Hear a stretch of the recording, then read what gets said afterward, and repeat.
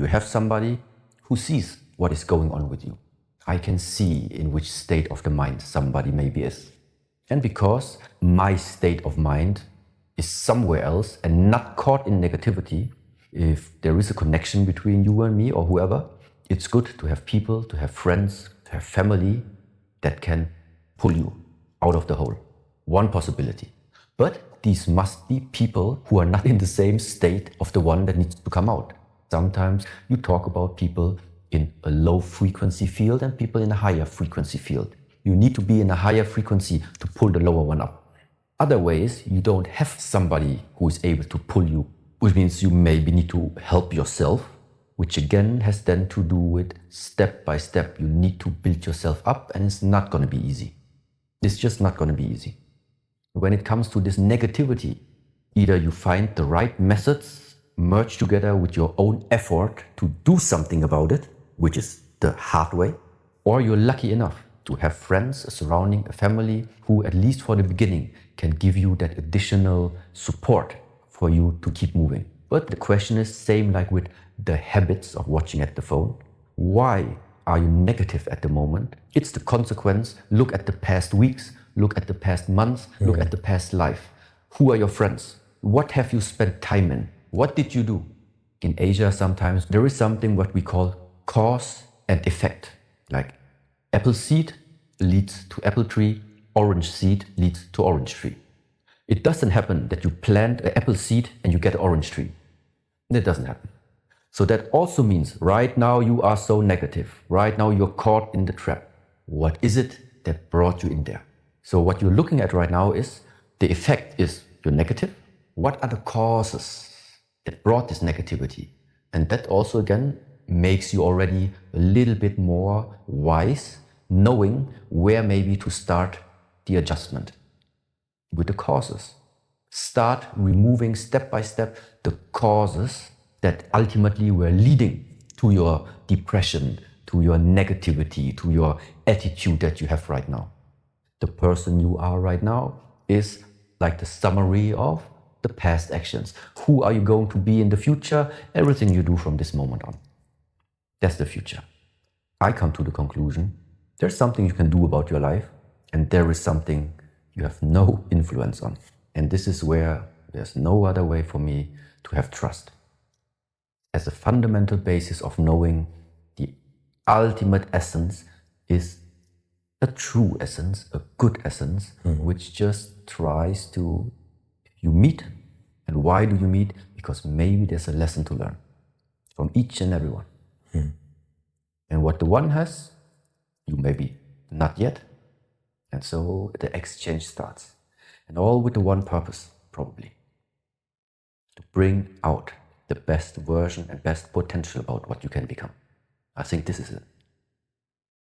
Because I think this is where the essence flows through your whole being. You do it with your heart, or better, you don't do it at all. You do it with your heart, chances are super high, it's fulfilling. Nothing to look for. You do it by thinking, you do it because of rational decision, without the heart being involved. It's okay to a certain extent, but you're going to reach the limit. Your life's going to be functional, it's not going to be fulfilling. The message in a way is, whatever you do, it's good to integrate the heart, to integrate and ask, what is the underlying feeling in your average day? Every human being can be your teacher. The ones that meet out there on the street, how can you tell? It's the one that triggers something inside of you.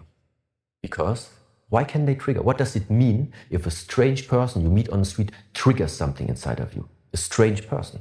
It just means he has just more power about you at the moment than you yourself. So how can it be a stranger is doing it?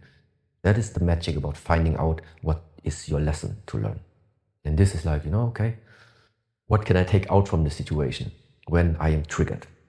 And this is happening continuously throughout the day. You just observe yourself. Sometimes the email can be your trigger. The phone call can be your trigger. Everything can be your teacher. Especially the things that are triggering me and that do not consciously come from me, that catch my attention meanwhile. If my days are going too good, if I feel too good, sometimes I ask myself, maybe I got stuck. Maybe I just stopped growing, because continuously growing, Continuously developing yourself means there must be something in your week, in the months that you are facing, which is a new challenge to you. Because if you are comfortable with everything all the time, what does it mean? It means you are just repeating the past all the time. You are finding yourself inside the comfort zone. That's why it feels comfortable, because you have witnessed it already too many times. It repeated too often. The pattern is inside already. Breaking out, hitting the limit. This is when you asked about optimistic or pessimistic. Actually, I had in the mind already realistic, I wanted to say, but yeah, both of it. Realistically optimistic. It is a nice one, yes. What now I regard as being my lifetime, having this body. I don't know what comes afterwards. The only thing, at least for me, maybe you would say it's a belief, I would say I trust it. I just can't imagine it's zero. I can't imagine that from something right now, zero, finished, nothing anymore. Why in Asia we use these pictures, yeah? You look into the sky, you see there's the cloud. A few hours later, the cloud has disappeared. But why? Because the cloud just transformed its essence into rain. So the rain, it's raining. Then suddenly the rain is gone. Where is it? It's in the ground right now, being taken by the plants. The plants taking it again, afterwards bringing out the fruits. Would the fruit be there without the cloud in the first place? I don't think so. So there is something about, something appears, but therefore something else disappears. There's a transformation to it. And now to come back to the question, are humans ultimately good or ultimately bad? It depends on how far does the connection trace back, which made their coming into this world right now possible. If we, the both of us, would look into the mirror right now, just look at the shape of our face, and then compare it, let's say, to a picture of our grand ancestors, you would definitely see there is some similarities. Even though I never met them in person. They were all dead already when I was alive, many generations back. So what it means for me is that there is something which I, in the moment I was born, had in the information of my body, probably DNA, I don't know how you call it, which traces back to many, many generations in the past. Did I have influence on how my nose looks, how my eyes look? No. I was placed into this earth based on many constellations that were determined already before I become conscious of it. But only having body doesn't make us human. Sometimes we say body and mind, body and soul, body and spirit. So the body we have. So where does the spirit, the soul and the mind, the essence of this come from? And there I also think it traces back dependent on what is collected inside your soul, inside your spirit, inside your essence. And this is then ultimately determining, are you good or are you bad? This is what I meant. So it's hard to say. Some people are maybe born with the essence of, let's say, good. And other people, they carry another essence, an evil spirit. I don't know. There should be nothing inside a human mind that is able to drive you if you don't consciously want it. Doesn't matter what it is. No matter what type of drive it is. No matter if it is an addiction, if it's your partner even. To be driven by something simply means life is not in your hands in that moment. But in order to be able to get the full potential out from you, it should be in your hands. That's the whole point about it. The whole point about why training, why disciplining, is in order to get the full power and potential into your own hands. You are the one who consciously actually wants to build your life. I don't want to outsource it. And therefore, I also don't want that my life is being driven by anything else except by my conscious decision. Therefore, is it a weakness when you are being driven by it? I would consider it like this. But why is it there in the first place? Well, maybe to exactly display to you where your limitation is right now. What are the areas for you with the highest possibility for breakthrough? I'm actually more or less just preparing to get more and more to the unknown. I have no concrete idea where it's going to lead. But it just really came recently to my life that stop the planning. I planned the first half of my lifetime. The first 40 years was full of planning, was full of ideas that I try to put into the world, where I think I have to put something into the world. No, it's about balance. Now maybe it's time where I don't do the planning. I wait. There is simply this term of energy. Energy by nature, you cannot see it. Once energy starts to focus or concentrate itself in certain amounts, things start to take form. So that means everything that has a form, everything that starts manifesting, is a type of condensed, locked energy. How does the energy get locked? How does the energy condense? Energy follows intention or thoughts. This is where the energy goes. What you think about, this is the nourishment of the energy. You continuously place your intention in some direction, your thought in some direction. From this, what I just explained before, it's absolutely possible that this is the reason why things suddenly start to manifest and pop up visibly in your life. Because it's a lot of thinking power that went into there, which time over time started collecting, condensing so much energy, so much lifetime of yours that it comes. So in which direction can you now use this understanding? This ultimate creativity of the mind, this ultimate possibility of us humans being able to create something with the mind that at the moment actually doesn't even exist yet. Somebody must have seen something in the mind before even it was built. So everything starts here. You can use it to serve humanity or use the creative power, creating all types of threats, horror scenarios, conflicts that are also possible to come. And this is now the question. For what are you going to use the power of the mind? Congratulations, that the first very important step you already have achieved, which is you can see yourself. You have realized that issue about yourself. You're able to see it, you are able to identify it, that it's present. Why? If you don't know where the problem is located, you cannot fix it. So we know where it is. Also in the way of how you expressed it. Exactly. There is something about habit going on. Habit meaning a continuous action which in a way always repeats over and over again.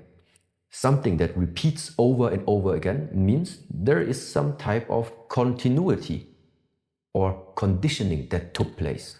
So who and what conditioned us to have these habits? People have now different answers. The work, the society.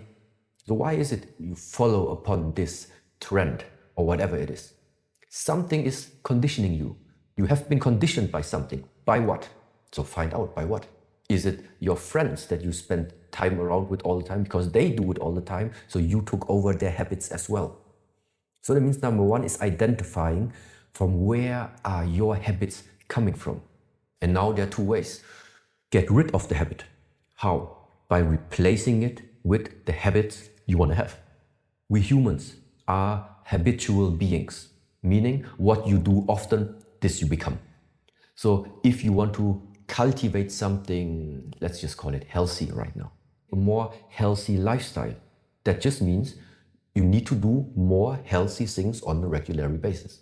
If you want to get rid of the habit of looking at the phone and the screen, what does it mean? You have to reduce that type of habit. How to do it? Minimize the amount of doing exactly that. You minimize of what you don't want to have in your lifetime, and you start to increase what you would like to, let's say, in that case, replace it with. Sometimes people can't do it by themselves.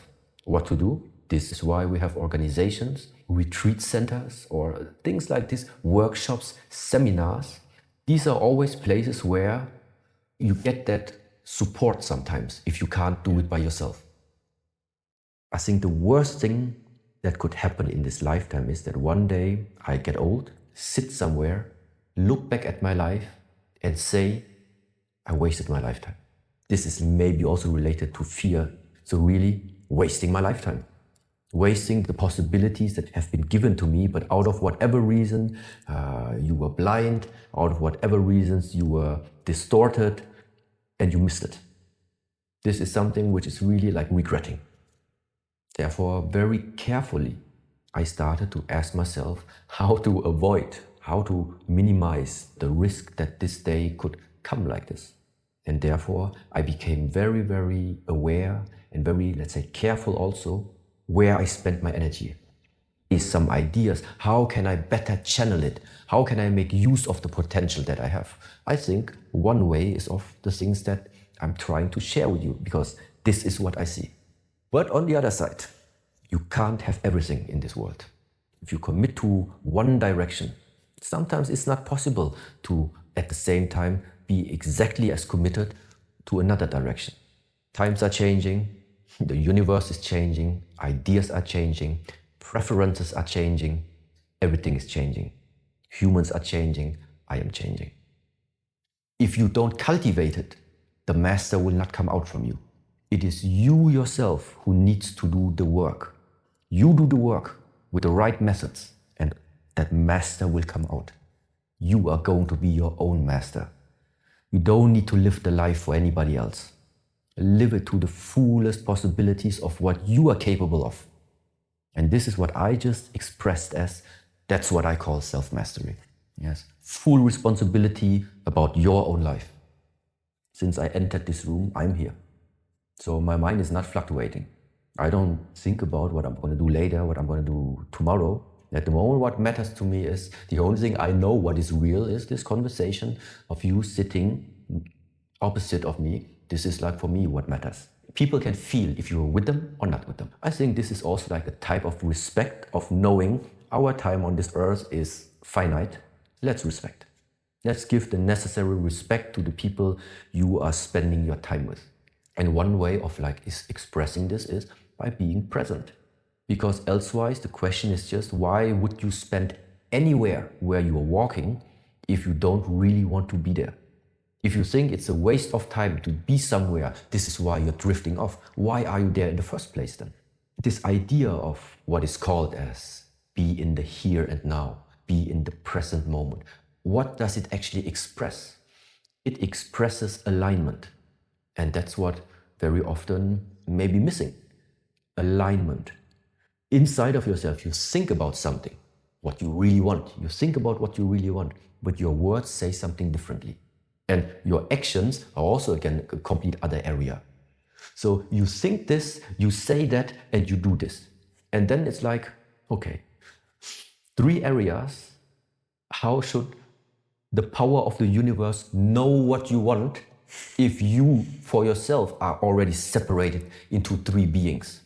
But if what you carry in your heart, carry in your mind, speak out and act upon it, if all these 3 things are together, it's super easy for the universe, or however you call, to understand this is what he or she really wants. Here it is. Because there's no doubt about it. Because it's pure. Because it's direct. Because it's no disturbance, no interference. It's clear. And this is where I think this power comes from.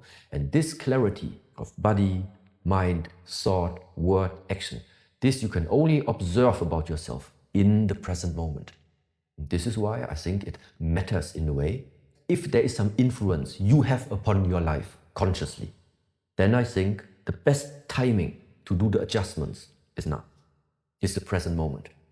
If there's something to adjust about yourself, to take your life into your hands, let's say.